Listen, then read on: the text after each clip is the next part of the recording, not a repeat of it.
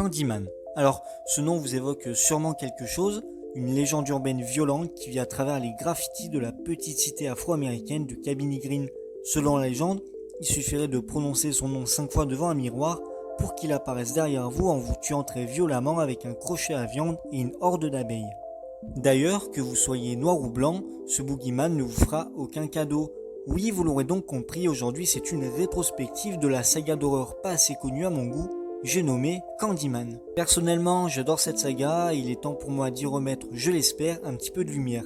Dans cette vidéo, nous voyagerons donc à travers les époques de 1992 à 2021.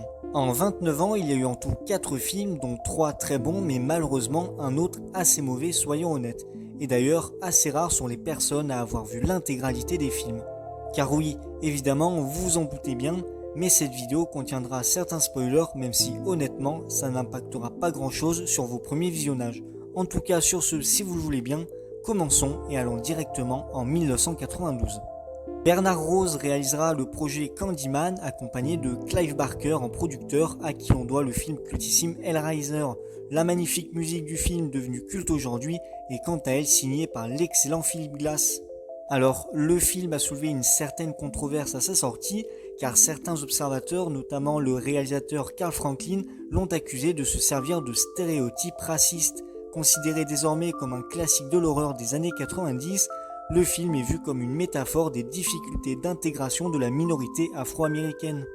Le film raconte l'histoire de Helen Lyle, incarnée par Virginia Madsen, une étudiante à l'université de l'Illinois à Chicago, qui est mariée à Trevor, professeur dans cette même université. Avec son amie Bernadette, elles rédigent ensemble une thèse sur les légendes urbaines et les croyances populaires. Au cours de ces investigations, Helen est interpellée par une histoire récurrente, celle du mythique Candyman qui terrorise les habitants du quartier défavorisé de Cabrini Green depuis des décennies, assassinant des femmes et des enfants principalement. Hélène, sentant qu'elle tient là l'occasion rêvée de pimenter son travail, convainc donc Bernadette d'aller enquêter sur les lieux mêmes des crimes dans la cité sordide de Cabrini Green, un ghetto noir livré aux gangs et à la misère. D'ailleurs, là je pense que c'est le moment de vous balancer quelques petites anecdotes sur le film. En effet, avant de choisir Tony Todd, Eddie Murphy était le premier choix pour le rôle de Candyman, mais il est jugé trop cher pour la production. D'ailleurs, Virginia Madsen doit interpréter le rôle de Bernadette, tandis qu'Alexandra Pig, la femme du réalisateur à l'époque, était prévue pour jouer le rôle principal. Malheureusement, la grossesse d'Alexandra Pig l'a contraint à abandonner le rôle et Madsen est ainsi désignée pour la remplacer. Pendant un temps, Sandra Bullock était aussi envisagée pour le principal rôle féminin. Ce premier opus est pour beaucoup, dont moi, considéré comme un chef-d'œuvre. La bande sonore est mystérieuse et à la fois poétique, les acteurs sont excellents et nous offrent d'assez bons protagonistes. Le nouveau Boogeyman est très différent d'un Jason Voorhees, d'un Michael Myers ou même d'un Leatherface, et ça, c'est très agréable à suivre. Il faut dire que les gens apprécient la nouveauté. Non, celui-là, il est calme, détendu, réfléchi et surtout dégage un charisme que personne ne peut copier. C'est son aura mystérieuse qui fait la force du personnage. Le film a cette ambiance très sale et hypnotique à la fois, l'histoire est très bien construite et surtout très originale. Il est en plus de ça accompagné d'un très bon cadrage. D'ailleurs, pour l'époque, le film était assez graphique. Je fais notamment référence à la tête du Rottweiler, mais aussi et surtout la scène de l'enfant dans les toilettes. Encore aujourd'hui, le film arrive à très bien vieillir, et tant mieux. Après le succès du premier film, un deuxième volet est bien évidemment prévu. Mais cette fois-ci sans Bernard Rose, mais toujours avec Clive Barker en producteur. En 1995, c'est Bill Condon qui réalisera ce deuxième opus.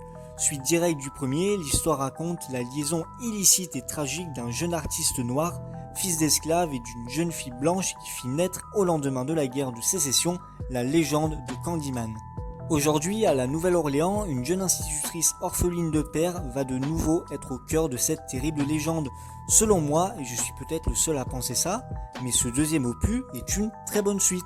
Déjà, la cultissime bande sonore est de retour et ça fait du bien d'entendre cette douce mélodie dans les oreilles. L'histoire, certes, se montre un peu répétitive, mais nous offre d'excellents protagonistes comme Annie et son frère ainsi que tous les gamins. Le film a une ambiance plus aristocrate et moins crade comme le précédent opus. D'ailleurs, celui-ci se passe pendant les événements de Mardi Gras, ce qui est assez original et nous offre des scènes très envoûtantes avec tous ces costumes colorés et ces masques. Je trouve aussi que le lore évolue assez intelligemment J'aime beaucoup ça, en effet on apprend dans ce film que l'arrière-grand-mère de notre protagoniste était la fille de Candyman et que pour le détruire une bonne fois pour toutes, un certain miroir serait utile. Malheureusement, certains effets spéciaux sont assez ratés, surtout ceux à la toute fin. En tout cas, moi j'ai beaucoup apprécié ce deuxième opus, mais est-ce que je dois dire la même chose de ce troisième volet? Eh bah non, malheureusement. En 1999 sort le troisième volet de l'univers réalisé par Turi Meyer. D'ailleurs, le film était tellement mauvais que sa sortie au cinéma a carrément été annulée, laissant place plutôt à une sortie de DVD. Le film nous raconte l'histoire de l'arrière-petite-fille de Danielle Robitaille, alias Candyman. Elle est obsédée par la légende de son ancêtre, hantée par des cauchemars horribles, elle accepte pourtant d'exposer les toiles de son aïeul. Les cauchemars redoublent et Candyman lui apparaît, la suppliant de se donner à lui, d'être son ultime victime afin que son âme trouve la paix. Caroline doit être une victime consentante, car il ne peut la forcer à mourir, mais à chaque refus de sa part, un de ses proches mourra dans de terribles souffrances, victime du crochet diabolique de Candyman. Bon, juste avec ça, tu sais quelle sera la couleur du film. Franchement, j'ai eu beau défendre le deuxième opus, mais alors celui-là, je vais certainement pas m'empêcher de lui cracher dessus, ou plutôt lui chier dessus, comme ce qu'a fait Turi Meyer avec l'univers. Ce film est un cliché au possible. Les acteurs sont en carton, l'histoire est répétitive et très gênante, et surtout, massacre complètement le lore de Candyman. Même l'excellent Tony Todd, de retour en Candyman, n'arrive pas à sauver le film. Celui-ci se fait prendre à son propre jeu et en devient presque ridicule. Aucune scène à sauver, ce film est un pur navet et les fans de la saga seront tous d'accord avec moi pour oublier ce film. D'ailleurs, saviez-vous qu'un remake du premier film aurait dû sortir quelques années plus tard? Évidemment, ça ne s'est jamais fait. Et oui, il faudra attendre 22 ans pour que Candyman revienne pour notre plus grand plaisir avec un film au même niveau que l'original. Nia DaCosta réalisera ce film accompagné de Jordan Peele en producteur. C'est d'ailleurs le premier long métrage de Nia DaCosta et elle s'en est d'ailleurs très bien sortie. Ce quatrième film se veut être une suite directe du premier film de 1992 en oubliant toutes les suites, soit un reboot un peu comme la dernière trilogie de Halloween par David Gordon Green. L'histoire raconte la vie de Anthony McCoy, le bébé du premier film qui aujourd'hui est devenu artiste. Il vit à Chicago avec sa femme, directrice d'une galerie d'art. En panne d'inspiration, il découvre la légende du Candyman. Il commence alors à s'en inspirer par ses peintures. Cela va faire ressurgir en lui un passé sanglant, il va peu à peu perdre la raison.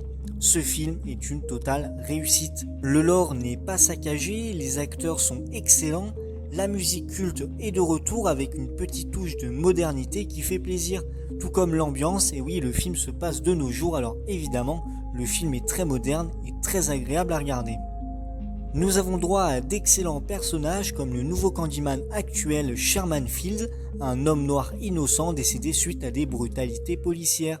Évidemment, avec Jordan Peele et Nia DaCosta, le film met plus en avant la communauté noire, et bordel, que ça fait plaisir.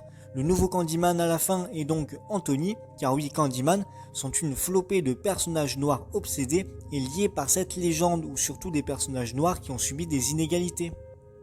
Le film est magnifique, une esthétique soignée, des plans et des cadres excellents, et surtout des jeux de miroir très malins.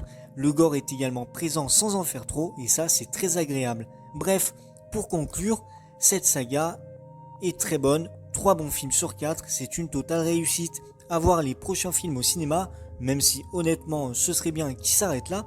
En tout cas, j'ai vraiment kiffé faire cette vidéo, j'espère sincèrement que celle-ci vous aura plu. Faites-le moi savoir en commentaire et surtout n'hésitez pas à vous abonner, liker ou partager pour me donner de la force, ça fait chaud au cœur. En tout cas, un grand merci à vous tous de m'avoir écouté et moi je vous dis à la prochaine pour de nouveaux sujets. Allez, ciao tout le monde.